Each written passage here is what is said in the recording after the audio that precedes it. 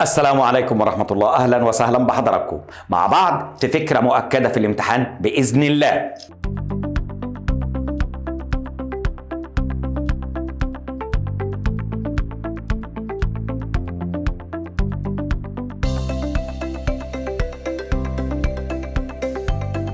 هنتكلم على الهوت واير اميتر. قبل ما اكلمك على فكرة الهوت واير اميتر والسؤال اللي انا محضره لك، كنت عايز اقول لك على حاجة. ايه رأيك نتخيل انا وانت ان احنا في مصنع وهنصنع هوت واير اميتر او هنصنع اي جهاز قياس؟ طيب ايه اللي هيحصل؟ الاول ده السكيل بتاعي، امسك السكيل بتاعي، عايزك تتخيل هذا التخيل، اقسمه لحتت قد بعضها بالشكل ده، محدش شايفها غير الراجل المصنع. جميل. ونبدأ بقى مع الهوت واير اميتر اللي هو موضوعي عشان تتخيلوا، اللي بإذن الله هيبقى سؤال عندنا. طب كويس. الراجل او معايا بوينتر، البوينتر كان واقف عند الزيرو. كويس. البوينتر حصل له انحراف بالشكل ده، وليكن لما جه هنا بقى 1 امبير. هذا الانحراف 1 امبير. يبقى اذا أنا كمصنع شايف الأزرق، الراجل اللي هو الراجل المشتري مش شايفه. أبدأ أعمل له إيه؟ لما يجي البوينتر هنا يا مشتري أنت تشوف الأحمر، أنت شايف 1 أمبير. كويس. قدر إن الكرنت دبل، بدل ما كان 1 أمبير بقى 2 أمبير، فالكرنت دبلد. هذا الجهاز فكرة عمله بتلعب على الهيت افكت اللي هي الباور از دايركتلي بروبورشنال مع سكوير اوف كرنت.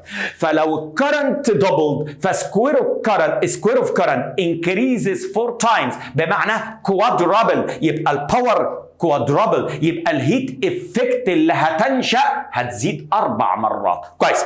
4 مرات يعني ايه؟ تعالى بقى نتخيل مع بعض. يبقى انا عايز قد الحته دي 4 حتت، ادي حته 2 3 4.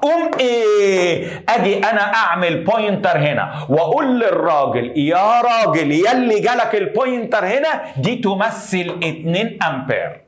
عشان كده احنا عندنا السكيل بتاع الهوت واير اميتر الريجولار، لانه بيديبنس على سكوير اوف كارنت. اذا الاساس ان احنا كمصنعين مقسمين السكيل حتت قد بعضها، لكن الراجل اللي هيشوف اكتب له هيشوف كام؟ لما يجي البوينتر هنا اكتب له 2 امبيرز، بمعنى لو هنا دي 1 امبير يبقى هنا 2 امبيرز. طب كويس.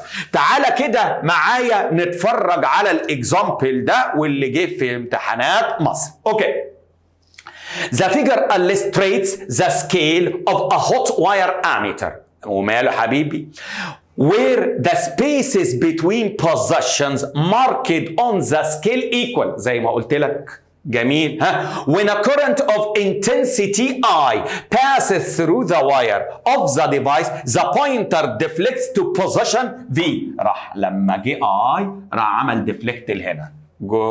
كويس جدا. ها. Which of the following choices represent the current intensity passing through the wire of the device when the pointer deflects to position Y؟ لو البوينتر جه عند position Y، طب ما تيجي نقول فين position Y ده؟ position Y اللي هو هنا. طب كويس. ما تيجي نتفرج، ادي حته 2 3 4. يبقى لما البوينتر راح لبوزيشن واي يبقى الانحراف بتاعها قد الانحراف بتاع الفي 4 مرات.